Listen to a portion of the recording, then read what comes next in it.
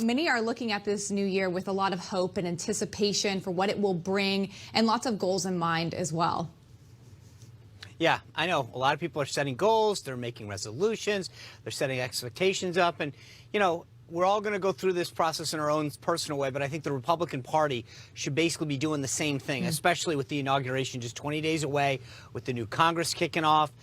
So in this segment, let's go over some of these GOP New Year's resolutions or goals that they should be making with the months ahead as we get into 2021 and kind of push 2020 aside. That sounds like a good idea, because I think you're right. They do need to have goals. They need to be measured this next year. I think number one is what we have upcoming is winning the Senate runoffs in Georgia, Sean. We've talked about it so many times on this show, but it's just right around the corner now. It is in this year. We've been talking about it, but this is an absolute must win. It can't, if Democrats get control of the Senate, a lot of scary things are going to start happening. I don't want to even talk about some of them almost, but this is an absolute, all eyes are on Georgia, and they have to be because of the weight that it carries.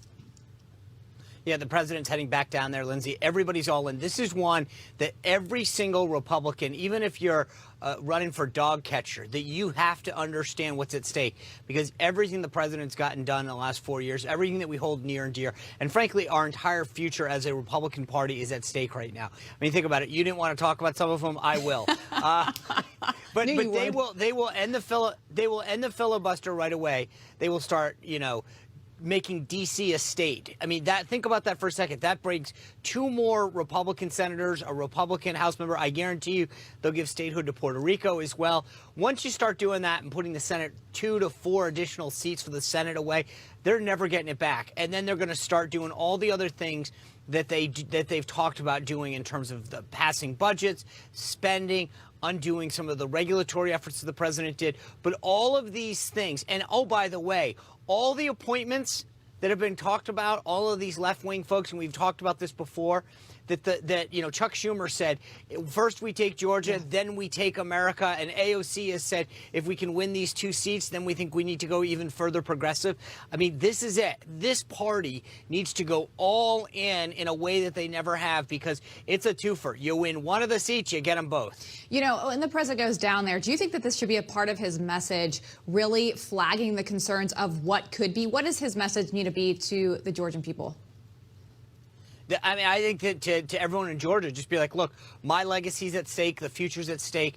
This is, get out and vote. Very simple, very impactful, because it is. This is it. This is we've all played around the edges for the last couple of years about, if they get back into the majority. I think Schumer knows that if he can take back that majority, every one of them, every one of these issues, they're all old. Biden's old, Schumer's old, Pelosi's old. This is it. This is the chance for them to cement their legacy and pass everything on their liberal wish list to get it done. And make no mistake about it, it's not going to be onesies and twosies. They're getting the whole thing done, and they'll make everybody walk the plank for it. Yeah, absolutely. One of the things that I said I want to talk about them, but I will with you since we've gone down that path now. But something that Biden got asked many times in 2020 was, will you pack the court? Do you support packing the court? And he said, if I'm elected, then I will give you the answer. We have heard not a peep from him. And Nothing. If they win control of the Senate, there is no doubt in my mind that they will try to pack the court, that they will take all this work that has been done with Amy Coney Barrett to get her position, all that Trump has done for these federal benches, gone out the window. Doesn't almost even matter, because if they pack the court, they have the power then. They have all branches of government in a sense. Oh, yeah. And my guess is that, the court is right near, has been 9 justices for over 100 years. My guess is they go somewhere between 12 and 15.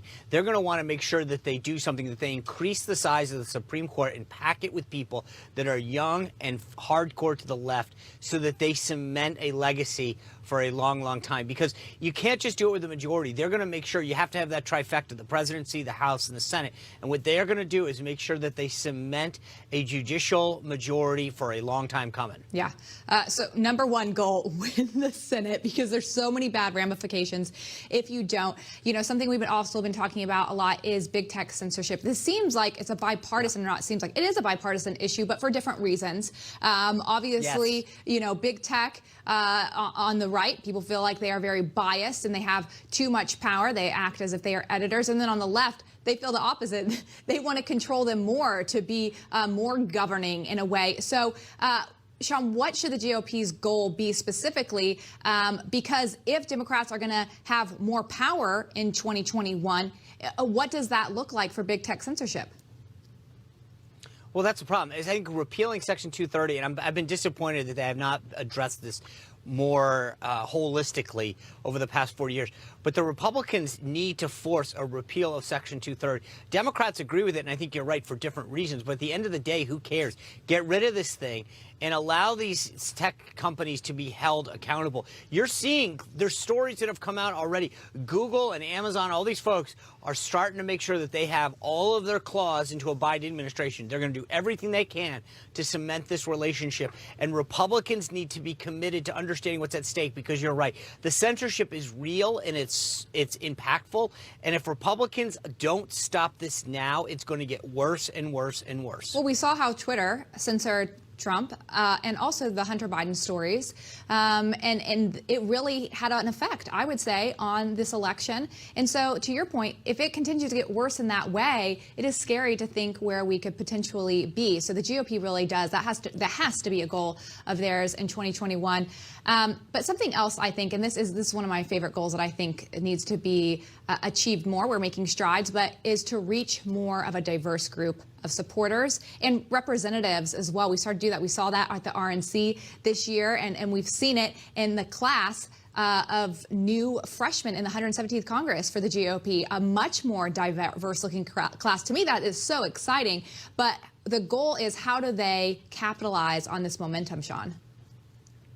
Well, I think one of the things that, and I was at the RNC for 6 years, I talked about this a lot. I think the president did it in a very different way. I mean, think about this. He's got the largest share of the non-white vote since 1960. He did it in a different way than every Republican was talked about, had previously done it. But what he did was he reached out to folks. He actually engaged with them. He put people in positions of authority, and he highlighted them. He talked about the First Step Act. He talked about how he was going to improve empowerment zones and historically black colleges and universities.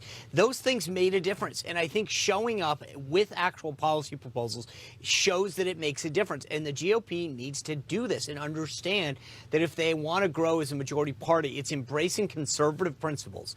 It's talking about entrepreneurship. It's talking about family and pro-life values and helping small businesses.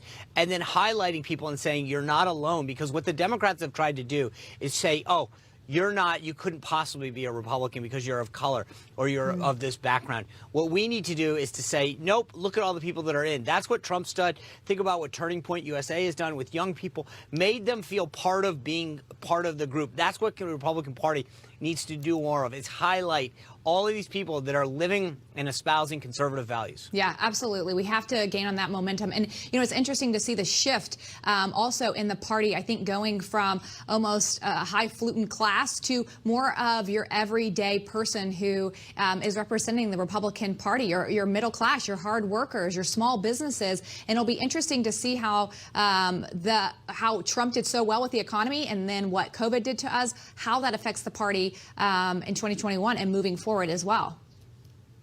Yeah, there's definitely a shift, as far as I can see, between like the union leadership and the men and women that make up unions right now, because the men and women, the hourly wage employees, are now, Trump has brought them into the Republican fold. He has been fighting for them, and I think that there's been a